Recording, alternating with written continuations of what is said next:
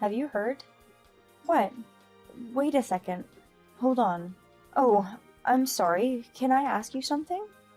Sure. What is it? Who are you? Huh? What are you saying? Is this a joke? It's not a joke. This is our first time speaking, right? Of course not. Well, I don't have you in my contacts. Could you at least introduce yourself? Oh man, I've been caught. I thought you wouldn't notice if I just pretended to be your friend. Of course I would have caught on. Okay, well, I guess there's no use hiding now, so I'll introduce myself. Alright. Well, I think you'll figure out once you know my name. I'm Beth. Oh, Beth as in Charlie's mom? The boy from class next door? Yeah, you remembered me. Of course I did. I'm sorry for not realizing sooner. It's okay. I wanted to get to know you better, which is why I'm texting you. I see. Thank you for remembering my name and who I am. Of course. And since I already know who you are, there's no need to introduce yourself. All right. Anyways, it is true that your husband makes a lot of money. What? I'm not sure, but I do think that his salary is higher than the average person at his age. I knew it. I've heard that you live in a really nice place too. No, it's not that nice. And it's not just your husband, but you also make a lot of money as well, right? I'm so jealous. It's not that much.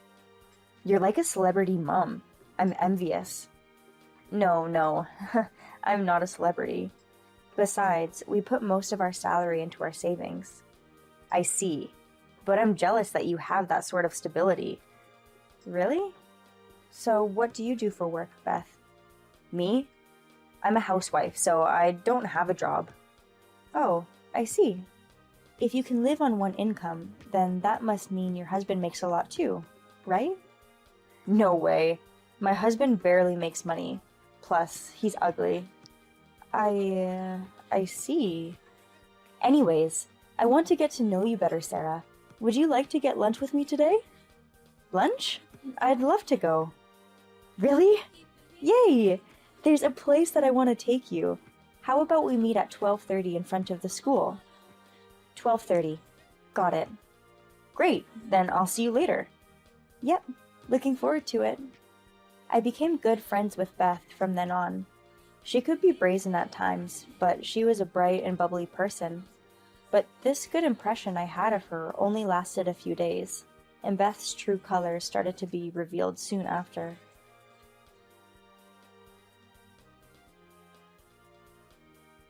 Hey Beth, can I talk to you? Oh, Sarah! What's wrong? Why did you come on this trip with us? What?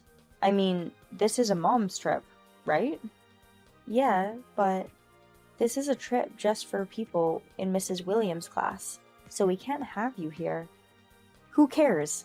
I'm like your best friend now, so it's like I'm a part of the class too, right?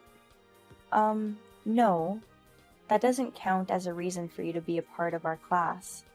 Besides, we're not best friends. We've only known each other for about a week. Also, I don't know how moms from other classrooms got information about our trip.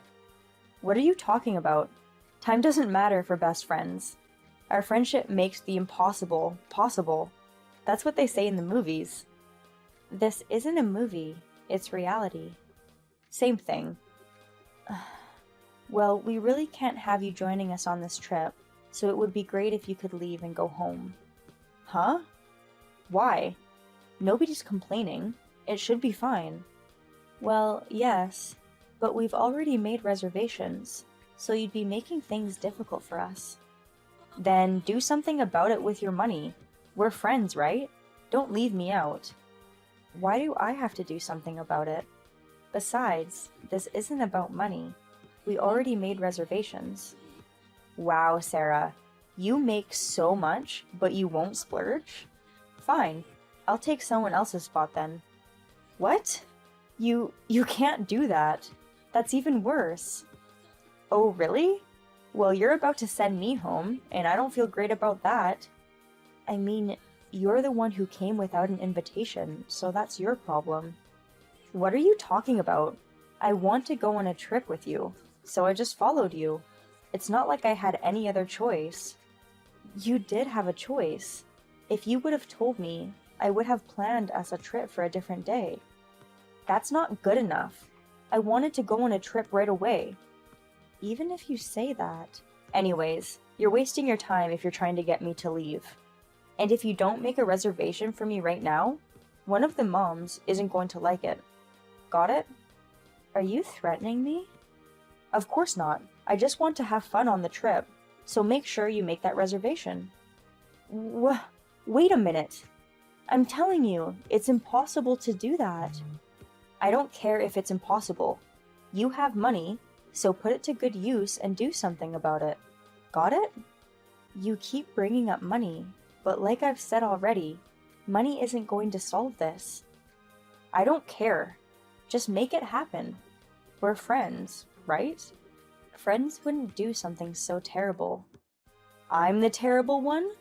Don't you think you're terrible for trying to send me home? What? This wouldn't be happening if you didn't tag along. There's no making excuses now, so I'll leave the rest up to you. Huh? Wait a minute. We really can't make another reservation, so please don't cause any more trouble and go home. After this conversation, Beth stopped responding, so I had no choice but to add one more reservation to our trip. There were some places that couldn't add an additional person, so I had no choice but to give up my spot for Beth.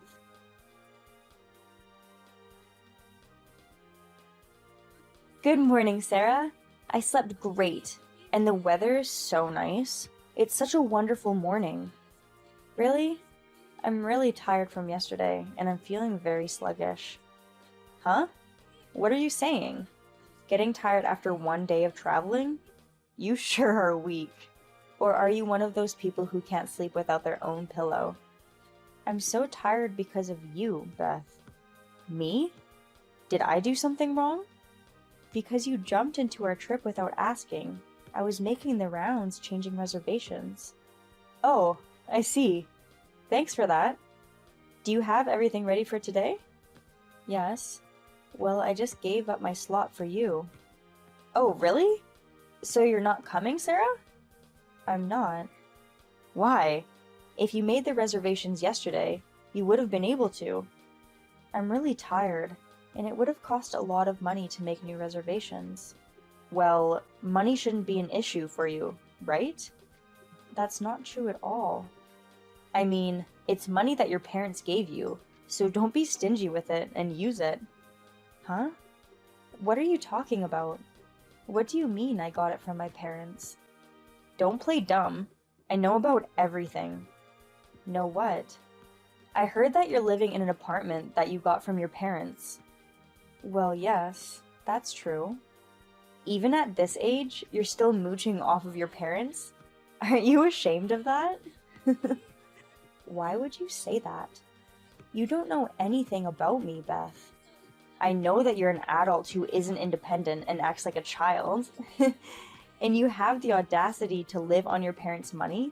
It's embarrassing having someone like you around. You need to leave. Oh, I see. If you've got so many complaints, then why don't you leave? Huh? What are you even saying? Why would I be the one to leave after this conversation? What? Oh, I get it now. What? What are you mumbling all to yourself? I guess you haven't noticed, Beth. Noticed what? I'm the landlord of your apartment. What? You're the landlord? Yes, I thought that you had noticed. But you're too embarrassed to be around me, no? Then I guess you can't live in the apartment that I own. I see. You were the landlord, but that doesn't mean I'm going to let you stomp over me. It doesn't change the fact that you mooch off your parents, you know? Can you stop saying that? But it's the truth. You got this crappy apartment from your parents, and you can pretend to live a luxurious life. Don't make fun of the apartment.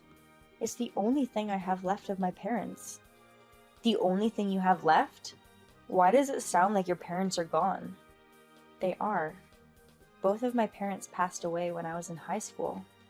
What?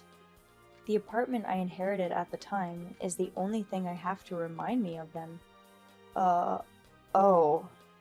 Anyways, you're talking to me like I won't evict you from your home, but I have so many reasons to now. You know that, right? Huh? Why would you do that? Just because you're the landlord doesn't mean you can kick people out for no reason. Beth, you've been causing trouble around the neighborhood, haven't you? You just leave trash lying around everywhere. That's... We've had some noise complaints and parking disputes. I've put several warning letters in your mailbox, but you've ignored them all, right? I'm not the one causing trouble, you know. From what I've gathered, you're the only one who's in the wrong. That's not true. Well, whatever the case, I still have many reasons to kick you out. What? Are you really going to evict me? We'll see. Cut it out. What am I supposed to do then? I don't have the money for another move. But you've been causing me a lot of trouble, and I'm getting tired of putting up with it.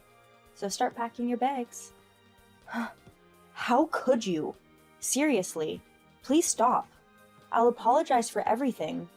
We're best friends. You can forgive me, right? Are you listening? Don't ignore me. Please, don't kick me out. In the end, I didn't kick Beth out, but apparently my threats worked quite well, and she is no longer free to do as she pleases. Thanks to this, I've been able to live peacefully as a landlord and a mother. I hope my parents smile as they watch over me from heaven.